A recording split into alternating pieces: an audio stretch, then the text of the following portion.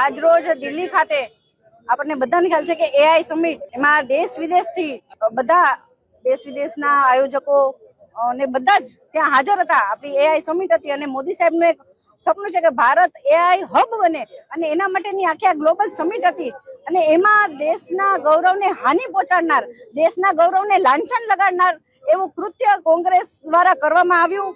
ત્યાં જે રીતનો વિરોધ પ્રદર્શન આ સમિટનો એ લોકોએ કર્યો છે, મને લાગે છે કે આનાથી વિરોધી કોઈ દેશદ્રોહી પ્રવૃત્તિ હોઈ ન શકે.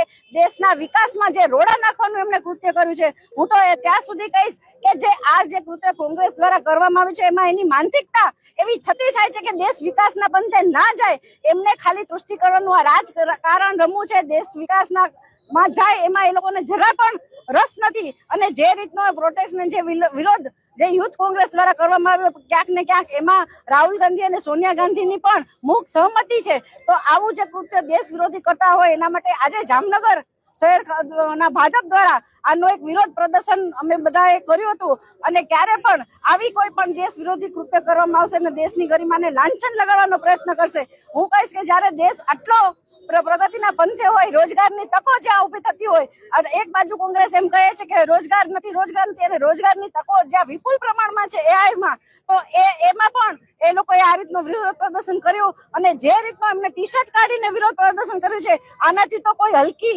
માનસિકતા હોઈ ન શકે. મને લાગે છે કે દેશની તમામ જનતાએ આ વાતની નોંધ લેવી જોઈએ અને આવનારા દિવસમાં કોંગ્રેસને આને મુંહતોડ જવાબ નાગરિકોએ આપવો જોઈએ એવી મારું માનવું છે. અસ્તુ ભારતમાં.